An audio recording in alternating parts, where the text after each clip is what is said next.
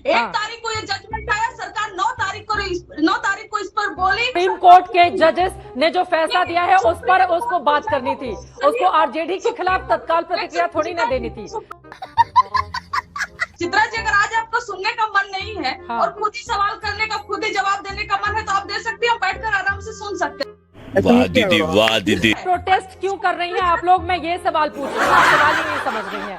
9 दिन तक चुप क्यों थी? अगर गवर्नमेंट का भी यही स्टैंड है कि 80-90 सांसद पहुंचे थे बीजेपी के ही मिलने के लिए, कंचना यादव जी, बीजेपी के ही सांसदों ने जाकर कहा कि हमें नहीं चाहिए ये सुप्रीम कोर्ट वाला। अरे गड़बड़ हो गई। कि जज ने कहा हम उसकी इज्जत करें, हम स्वागत करें। हे भारत के राम जगों में तुम्हें जगाने आया हूँ, धर्मों का धर्म एक बलिदान बताने आया हूँ। जय श्री राम। नमस्कार दोस्तों, कैसे हैं आप सब लोग। किसी विद्यालय की एक क्लास में समान शिक्षा देने के बावजूद भी कई स्टूडेंट बहुत होशियार निकलते हैं और कई स्टूडेंट एवरेज और कई पुअर निकलते हैं।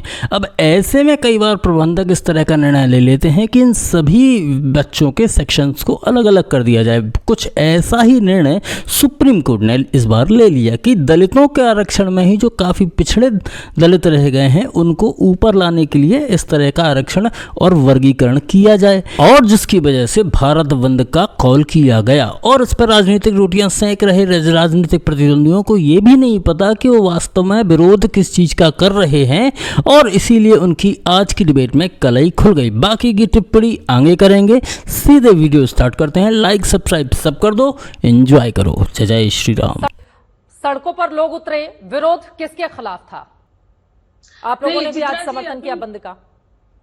बाबा साहब कहते थे कि जो दलित समुदाय है वो एक समूह है, और ये कह रहे हैं कि एक समूह नहीं है। कॉन्ट्रडिक्शन यहीं पर आता है। जब आप कह रहे हो कि एक समूह नहीं है दलित, आप उसको विभाजित करने की कोशिश कर रहे हो। और बाबा साहब कहते थे कि एक समूह है क्योंकि वो सोशली एक्सक्लूडेड है, और रिजर्वेशन कोई अपलिफ्टमेंट का पुअर प्रोग्राम की गरीबी से बाहर निकालने का प्रोग्राम तो है नहीं। रिजर्वेशन रिप्रेजेंटेशन का मामला है, और रिप्रेजेंटेशन अगर हम group A B C D सबकी नौकरियों में देखें तो ग्रुप ए में है ही नहीं दलित, एससी और एसटी समाज, ग्रुप बी में भी नहीं है, ग्रुप सी में थोड़ा बहुत है, और ग्रुप डी में है, सफाई कर्मचारी में सबसे ज्यादा है। और जब आप उसमें क्रीमी लेयर लगा देंगे, 8 लाख का जो आप लगा देंगे, तो उसमें ग्रुप डी वाला भी आ सकता है क्रीमी लेयर में। तो आप किस बेस पे आप उसको निर्धारित कर रहे हैं? इसलिए हम कह रहे हैं कि ये कोई ऐसा प्रोग्राम नहीं है जिसे आप हमें गरीबी से बाहर निकालेंगे ना। ये वो प्रोग्राम है जिसे हमारा रिप्रेजेंटेशन देंगे। ग्रुप ए बी सी की नौकरियों में रिप्रेजेंटेशन ही एससी एसटी का नहीं है, एससी एसटी से ही लोग आएंगे। कंचना यादव जी, देखिए फिर यहाँ पर कंफ्यूजन की स्थिति है।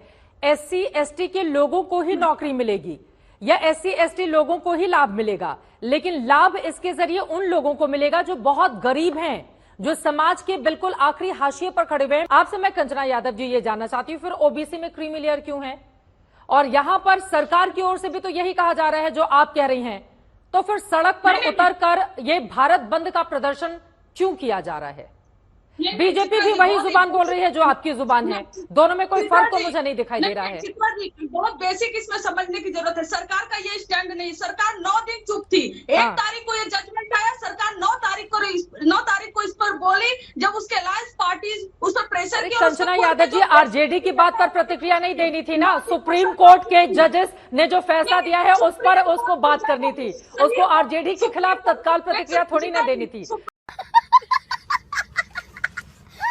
देश की सर्वोच्च अदालत 7 जजों की बेंच अगर कुछ कहेगी तो हम खड़े होकर कुछ भी तो नहीं बोल देंगे ना। नहीं चित्रा जी, अगर आज आपको सुनने का मन नहीं है और खुद ही सवाल करने का, खुद ही जवाब देने का मन है तो आप दे सकते हैं, बैठकर आराम से सुन सकते हैं। वाह दीदी, वाह दीदी। नहीं दीदी, वाह दीदी। लेकिन मैं जो आपको कह रही हूँ कि ये गवर्नमेंट 9 दिन तक चुप क्यों थी? अगर गवर्नमेंट का भी यही स्टैंड है कि कैटेगराइजेशन नहीं होना चाहिए, तो जब उनके अलायंस पार्टनर का दबाव पड़ा तब जाकर 9वें दिन उन्होंने मुंह खोला और बोला कि नहीं हम इसके खिलाफ हैं। 80-90 सांसद पहुंचे थे बीजेपी के ही मिलने के लिए। कंचना यादव जी, बीजेपी के ही सांसदों ने जाकर कहा कि हमें नहीं चाहिए ये सुप्रीम कोर्ट वाला। अरे गड़बड़ हो गई। तो आप हमसे सवाल कर रही है कि जज ने कहा हम उसकी इज्जत करें, हम स्वागत करें, और बीजेपी के नेता स्वागत नहीं करें तो अच्छा। प्रोटेस्ट क्यों कर रही हैं आप लोग, मैं ये सवाल पूछ रही हूँ, आप सवाल ही नहीं समझ रही हैं। 2 बार बोल चुका हूँ यार, बहरा है क्या? यही तो दिक्कत है ना कि एक चश्मा लगाकर हम आ जाएंगे, फिर उसके बाद एंकर को घेरते रहेंगे। प्रोटेस्ट किसके खिलाफ है, मैं ये पूछ रही हूँ। प्रोटेस्ट किसके खिलाफ है, जब सरकार भी वही जुबान बोल रही है, कंचना यादव की आरजेडी भी वही जुबान बोल रही है, बाकी लोग भी वही मैं पूछ रही हूँ प्रोटेस्ट किसके खिलाफ है? प्रोटेस्ट इस जजमेंट के खिलाफ है। क्या बोला तूने? प्रोटेस्ट इस जजमेंट के खिलाफ है जिसको समर्थन किया है जजमेंट के खिलाफ कोर्ट में जाता है, प्रोटेस्ट नहीं करता है, उससे कोई लाभ नहीं होगा। क्या पकड़ा है? अगर कोर्ट के भीतर जाएंगे तो हो सकता है उसके जरिए कुछ लाभ में मिल जाए, सिर्फ पॉलिटिकल लाभ हासिल करने की कोशिश है। देखो मैं रो नहीं रहा हूँ। एक बात से एक छोटी सी हमारे तरफ पूर्वांचल में एक बात कही जाती थी, उसी बात से मैं अपनी बात प्रारंभ करूंगा। जाके पैर ना फटी बेवाइसों का जाने पीर पर आई।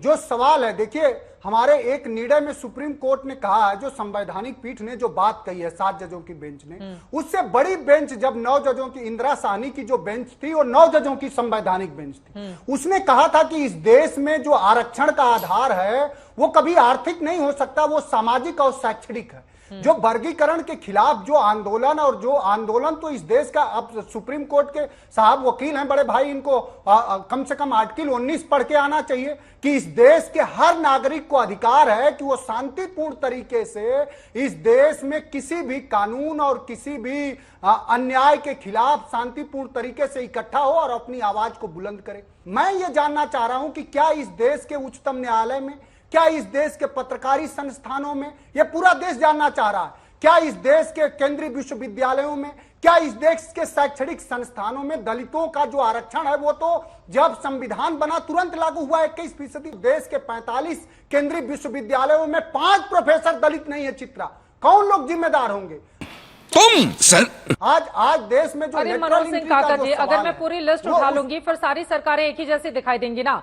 पंजाब का यहाँ मैं आंकड़ा आपके सामने रखना चाहूंगी। एक सेकंड सुनिए ना, 1975 से लेकर 2005 तक अगर पंजाब में, वहां पर भी तो दलितों का वर्गीकरण किया गया ना। अगर वहां पर इसी वजह से वाल्मीकि समाज वो आज सड़कों पर नहीं उतरा और वो कह रहा है कि जो लोग भारत बंद के समर्थक हैं वो गलत बोल रहे हैं। मनोज सिंह काका जी, हमें समझना होगा कि जिस तरह की राजनीति को लेकर, सुनिए मेरी बात सर, आप बिल्कुल सही कह रहे हैं कि 9 जजों की बेंच, 7 जजों की बेंच तो चले जाए ना सुप्रीम कोर्ट में दोबारा। सड़कों पर उतरकर आप किसके खिलाफ? उधर बीजेपी की सरकार भी कह रही है कि नहीं, हम सुप्रीम कोर्ट ने जो फैसला दिया है हम उसके साथ नहीं है। आप लोग भी वही कह रहे हैं कि सुप्रीम कोर्ट ने जो फैसला दिया है साथ नहीं। साथ कौन खड़ा है? सुप्रीम कोर्ट ने जो बात कही है मनोज सिंह काका जी, और बाकी लोगों को भी मैं बताना चाहूंगी, सुप्रीम कोर्ट की बात का 2 लाइन में मतलब यह है कि दलितों के भीतर जो गरीब रह गए हैं, जो बिल्कुल पिछड़े हैं, जिनकी सुध कोई नहीं लेता, जिनका हक मारा जाता है, उनको आगे ले आने की जरूरत है और वर्गीकरण करके उनको प्राथमिकता दी जाए। आरक्षण खत्म नहीं किया जा रहा है, बल्कि दलितों में जो गरीब तबका है, जो आज भी बहुत पीछे रह गया है, उसको आगे करने की बात है। अब इस पर भी हम विरोध करने बैठ गए हैं। सर आप समझा करिए ना मनोज सिंह काका जी। आप मेरे जवाब से लंबा आपका सवाल है, आप सुनेंगे। इस सवाल के साथ ही मैं आपको फैक्ट भी बता रही हूँ ना, पंजाब का फैक्ट। तो पंजाब का फैक्ट बताने में टाइम लगेगा कि नहीं लगेगा? मैं आपको फैक्ट बताया। हाँ बोलिए। बहुत मनुष्य लग रहे हो, मत करो, रहने दो। बात कर रही हूँ ना, गरीबों का हक कौन मानना चाहता है? सर आरक्षण इस देश में हमेशा रहेगा, लेकिन आरक्षण का लाभ क्या दलित गरीबों को नहीं मिलना चाहिए? सवाल ये है मनोज सिंह जी। कभी छुआछूत का शिकार हो पाए हो? कभी तुम्हारे बच्चे स्कूल से इस आधार पर निकाले गए हैं? कभी तुम्हारे बच्चों को इस कौन से स्कूल पे बच्चों को निकाला जा रहा है? नाम बताइए, हम लोग उस स्कूल के खिलाफ रिपोर्ट करेंगे। ये फंस गया सीएम। कौन सा स्कूल है बताइए मनोज सिंह काका जी, आप स्कूल का नाम बताइए, आप यूनिवर्सिटी का नाम बताइए मनोज सिंह काका जी। अभी भ्रम फैलाने का काम मत कीजिए। ये साले को एमपी बनना है। आप मुझे उस स्कूल का नाम बताइए जो दलित बच्चों के साथ इस तरह का छुआछूत और भेदभाव करता है। सीजीआई चंद्रचूड़ बोले, ऐतिहासिक तथ्यों से पता चलता है कि अनुसूचित जातियां समरूप वर्ग नहीं है, इनमें सभी वर्ग एक समान नहीं है। संविधान का आर्टिकल 14 जातियों के उप वर्गीकरण की अनुमति देता है। जिस संविधान की दोहाई आप लोग दे रहे हैं, उसी संविधान के आधार पर यहां पर जस्टिस अपनी बात कर रहे हैं। आर्टिकल 14 जातियों के उप वर्गीकरण की अनुमति देता है। आर्टिकल 15-16 में ऐसा कुछ भी नहीं है जो किसी राज्य को आरक्षित कोटे में उप वर्गीकरण करने से मतलब जो लोग संविधान की आड़ लेकर इस बात का बखान कर रहे हैं कि बाबा साहब ने उनकी व्यवस्था की है, तो उनके लिए जानकारी के लिए बता दूं कि सुप्रीम कोर्ट ने कहा कि संविधान इसे नहीं रोकता। उप वर्गीकरण के आधार के रूप में राज्य सरकारों को पिछड़े समुदायों के आंकड़ों के माध्यम से ये दिखाना होगा कि जिस समुदाय के लिए वो कोटा बनाना चाहते हैं उसका पर्याप्त प्रतिनिधित्व इसी नहीं है। डिबेट में आरजेडी प्रवक्ता कंचना यादव भी यही बोल रही थी, रिजर्वेशन रिप्रेजेंटेशन का मामला है, अर्थात वो दलित जिनका अब तक कोई रिप्रेजेंटेशन नहीं है, ऐसे लोगों को ही इस वर्गीकरण का फायदा राज्य होगा। सरकार अपनी मर्जी या राजनीतिक महत्वाकांक्षा के अनुसार इस पर काम नहीं कर सकती, उसके निर्णय की न्यायिक समीक्षा संभव है। लो भाई, सरकार भी अपनी मर्जी नहीं चला सकती और साथ ही साथ में इसकी न्यायिक समीक्षा यानी कि कोर्ट में भी जाकर आप इसको बदल सकते हो। ऐसी व्यवस्था करने पर उसके लिए पर्याप्त आधार, रिसर्च, डेटा का होना जरूरी है। जो बातें कोर्ट के भीतर से निकलकर बाहर सामने आई हैं, हमें देश को वो बताना है मनोज जी, हमें यहाँ पर बांटना नहीं है आपस में। चित्रा सुनिए, सिर्फ सरकारी पक्ष न पढ़िए। अरे एक second sir, mister Manoj Singh काका, मैं आपत्ति जताती हूँ। मैं यहाँ पर सीजीआई ने क्या कहा है वो बातें कह रही हूँ। कहाँ पर बीजेपी का नाम लिया? मैंने कहा बीजेपी का नाम लिया। सीजीआई चंद्रचूड़ जी ने जो बातें कही है मैंने वो पढ़ी है। यहाँ पर गलत बयानी मत कीजिए। पूरा का पूरा धो डाला है।